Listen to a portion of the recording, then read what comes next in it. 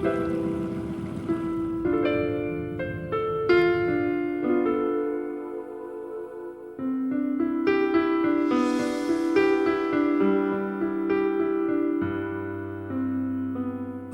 are among the oldest mountains on the face of the earth, alternating layers of blue and gray, notching the sky with spines of weathered peaks. Vast upheavals of rock, washed away by millions of years of flowing water to become V-shaped valleys and U-shaped floodplains. Here lie the headwaters of the Catawba River, waters which preceded the mountains. Waters that have sculpted their way through towering landscapes into the Piedmont to create the coastal plain before they empty into the sea. The 225-mile journey from the mountains to Lake Waterway has played a dominant role in our history, and it is one that will continue to have a vital impact on our future. I'm Larry Sprinkle. As a resident of this watershed for almost 3 decades, and in the weather business for almost 2 decades, I paid a lot of attention to how the environment affects our lives, and at the same time, how we affect the environment. According to archaeologists, there is evidence of early Native American inhabitants coming to the river thousands of years ago to collect stones for tool making. The word Catawba itself refers collectively to the native peoples of the area and is derived from the Indian word which translates as people of the river. Much of the river valley inhabited by the Catawba Indians was then comprised of dense forest. When the Spanish explorer Hernando de Soto and his forces arrived in 1540, they burned and plundered their way through Indian villages along the Waterway and Catawba rivers searching for gold. By the middle of the 1600s, European traders began to travel the same Piedmont trading paths that Indians had been using for centuries. But migration and progress gradually brought turmoil to the river's bounty. Lured by the promise of cheap, sometimes free land, Europeans built landings and made their homes beside the river's shores, carving communities from the wilderness.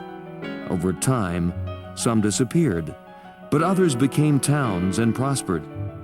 Soon the river became stained by the color of red clay soil washing into its waters, as the vegetation needed to hold it in place began to give way with the growth of the population. Later, the discovery of gold brought mining to the region in the early part of the 19th century. In 1823, a South Carolina architect secured a contract to build 4 canals on the river for the purpose of floating cotton to the Atlantic. But the lack of funds and the development of the railroads caused the canals to fall into disuse almost immediately. Today, only the Lansford Canal survives. By the mid-1800s, the plantation system was thriving throughout the South. The invention of the cotton gin made cotton production the basis of wealth and virtually the only article of export. But it was a mixed blessing, as cotton production also contributed greatly to further erosion along the river. With the end of the Civil War and the decline of King Cotton, the Catawba readied itself for one of the most significant changes in its history: massive industrialization and the rapid growth of the textile industry. At the dawn of the 20th century, Dr. Gil Wiley was instrumental in convincing industrialist James B. Duke to invest in hydroelectric power along the river. Not long afterward, Duke met with a young engineering graduate from the Citadel, William States Lee, who provided concrete plans for the development of the river. In 1904, Southern Power Company was born. Southern Power Company, later known as Duke Power, and then Duke Energy, soon began construction of their first hydroelectric station on Lake Wylie in 1904. Dams fueled the production of furniture and textiles. In 1923, North Carolina was the leading textile producing state in the nation, and by 1928, Duke Power had built 12 power stations and 10 dams, making the Catawba the most electrified river in the world. Eventually, most of the river was developed into a series of impoundments, each with radically different characteristics. Today, many people who presently enjoy the lakes are not even aware that they are in reality living and recreating on a river. Currently, more people live in the Catawba River Basin than any river basin in North Carolina. For most of us, a river, any river, is an unrecognized presence. The Catawba is a major element of our modern societal infrastructure, providing drinking water, sewage treatment, electricity, real estate, recreation, and overall quality of life. As ecologist Aldo Leopold once complained, most people think rivers' main functions are to turn turbines, float barges, and carry out sewage. You see, water is life, and rivers are lifelines connecting past to present and present to future. To be sure, the demands upon the Catawba River have changed over the centuries, for a river transcends geographic and political boundaries. Over the centuries, generations of abuse, combined with ever-present growth and a diversity of interest, have continuously altered the landscape of the river's path. Each site along the river is unique. Often these divergent interests are at odds with each other, and the passion of each argument is directly proportional to the validity of individual points of view. The Catawba River is really a wonderful natural resource. It flows between North and South Carolina, but it doesn't belong to anybody in particular. As a matter of fact, it belongs to everybody and to every living thing. Water quality, in my opinion, comes in different forms. It depends how people are going to use the water. Health is obviously a major concern, but water quality to a fisherman can be very different than a municipal water intake system. A fisherman wants algae, he wants stuff growing out there to produce his fish. A guy who runs a water treatment plant for a city wants it as absolute clean as possible to minimize his costs in water treatment. You can't please everybody all the time.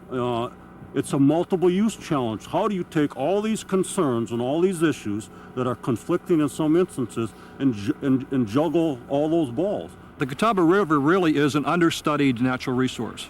We don't know a whole lot about the flora and fauna that live here, and we really need to do in-depth studies of all the plants and animals that live in and around the river. And if we destroy the river and the corridor, we'll never know. Frequently, the news about the river is bad. Mismanagement, pollution, erosion, fish kills. All too often, we are reminded of a river choked with tossed-up sediment and pollution. As someone once expressed in the simplest of terms, it's nobody's fault, and it's everybody's fault. But there is another perspective, a cause for hope and for optimism. Not that bad news doesn't exist, for there's much improvement yet to be made, but there's good news as well.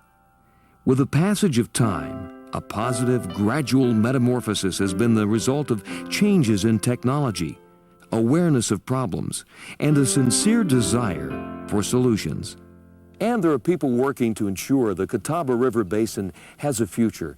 People working together for a common cause, willing to collaborate for shared responsibility and balanced growth, to guarantee that the river and its lakes renew themselves. As we said, water is life, and rivers are lifelines. One key to minimizing the negative impact on the river is education. Education is a key ingredient toward this, to our project goals. A lot of the landowners in the watershed aren't purposefully polluting, and a lot of people who own property don't even know they have stream bank erosion problems. And so that's why we're out in the watershed actively trying to identify those erosion problems so that then we can bring up these to the landowners and hopefully get their involvement. It is critical that the river system be carefully monitored. Fortunately, the Carolinas is one of the best regions in the country for environmental education programs. Initiatives such as Project Wild, supported by the Wildlife Resources Commission, along with Project Learning Tree and Project Estuary, are just a few of the programs that are having a positive impact on our rivers.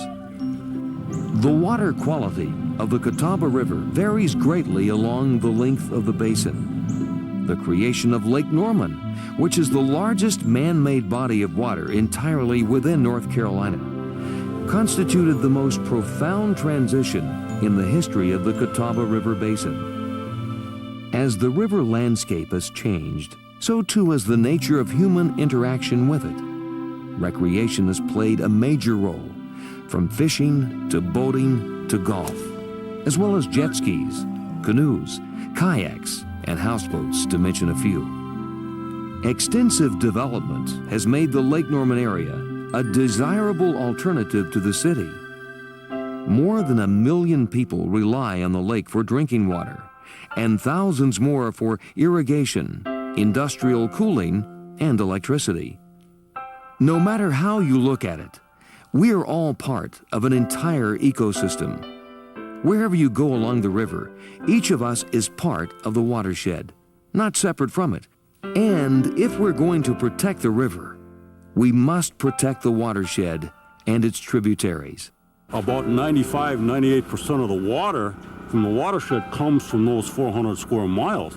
And what is mobilized, what is transported that water, eventually comes into Lake James and has a large impact on water quality. And therefore, managing the watershed, in addition to the shoreline, is critical to not only understanding water quality in Lake James, but also developing some type of management practice. Not only does the water quality of the Catawba Basin vary, so do land uses. Much of the Lake James watershed is forested. Both Lake James and Lake Norman feature state parks. There are also county parks scattered along the length of the river. Thousands of acres of woodlots dot the watershed, while runoff from agricultural entities is a major source of nutrients in the river.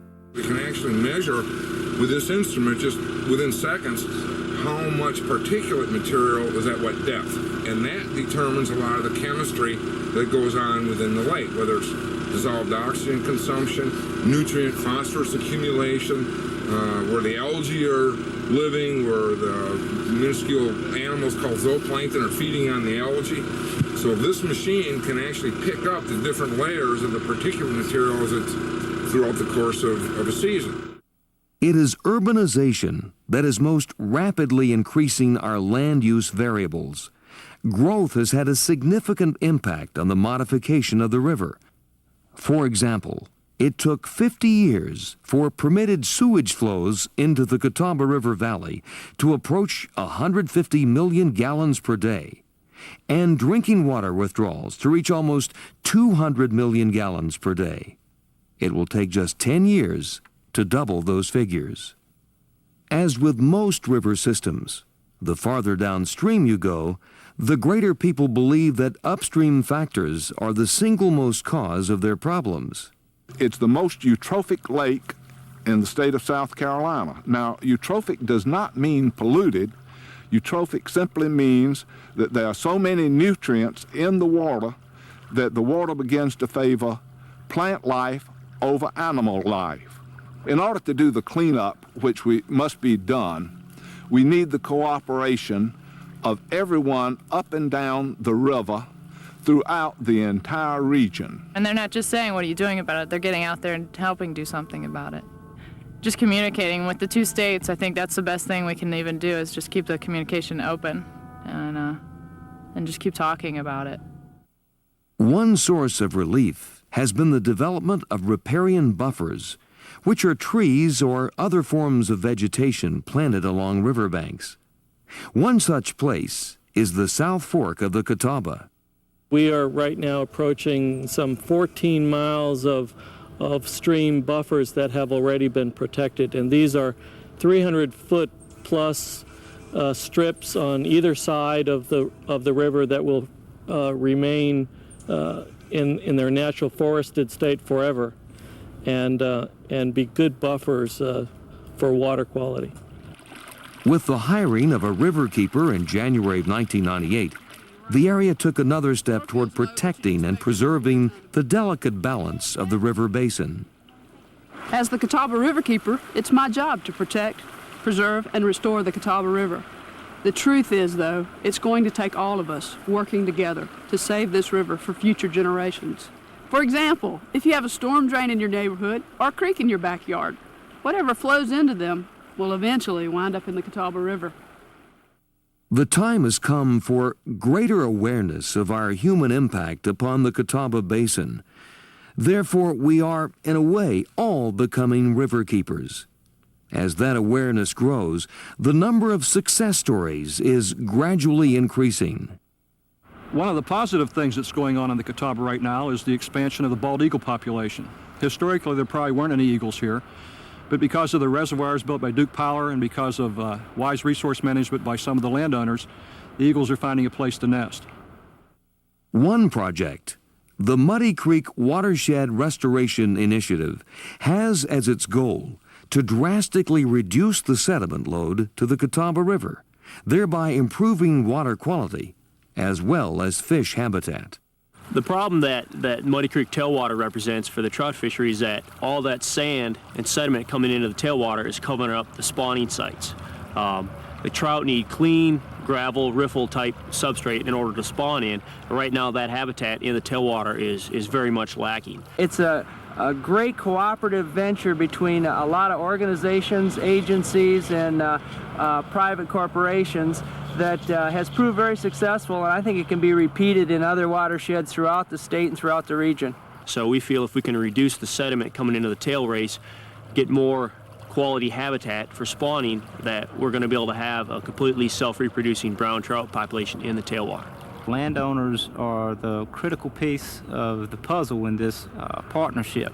We can have all the plans that we want to protect or restore riparian areas, but without landowner involvement, we'll get nowhere. So the success of the entire project depends on getting landowners involved.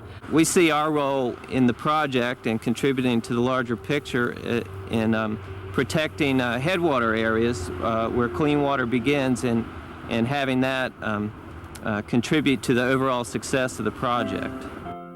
Another preservation effort is the recent protection of undeveloped land on the west side of Mountain Island Lake in Lincoln and Gaston counties.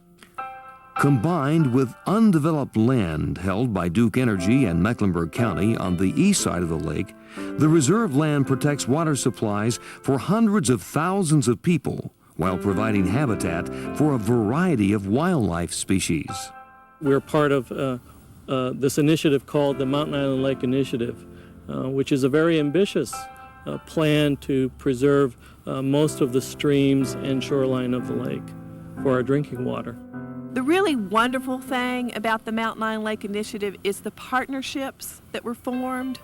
The Trust for Public Land, a national land conservation group, the Catawba Lands Conservancy, which is the local land trust, the partnership with two community foundations, the Foundation for the Carolinas and the Community Foundation of Gaston County.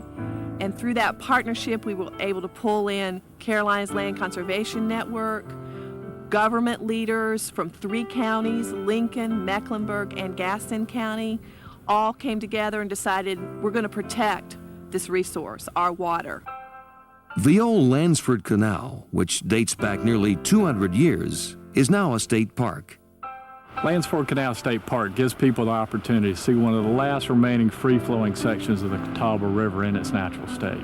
One of the main reasons we protect these resources for people's enjoyment and the perpetuation of animal and plant species in the area. Awareness and education, combined with a united effort of shared responsibility and collaboration, are the keys to success. For some, the river represents a spiritual power that plays a significant role in their heritage and their ancestry. I have plenty of brothers and sisters that some of them were baptized in this river. And you know, it's about like being in a church. But Mama always say it makes more of a tie, not only to yourself, but your ancestors and stuff, if you're baptized in the river of the flowing spirits. The river, to me, is special. When I need to touch base with who I am and with reality, I come to the river because that's where I've been taught and told that I needed to come for my energy. I can sum it up in a poem that I wrote. The title of it's called Ye Swa, Why We Sing, the River People. The river that flows through Catawba with pride is like the music we sing with deep spirits inside. We sing in prayer, we sing in honor. We sing for the future and the time that's upon us. We sing for our people, our land, our water, that they will last. But most of all, we sing for our past. And if by chance you know of one of these things, then you understand why it is that we sing. In a sense, each of us has become a 21st century Catawba, for truly we are all people of the river. As long as people have lived along its shores, the Catawba River has been at the core of their existence because water is life. And the Catawba River Basin is indeed our lifeline, that gentle river of our past which flows through the present and beyond. Let's all move forward together to protect, preserve, and restore the Catawba River Basin, our gentle river.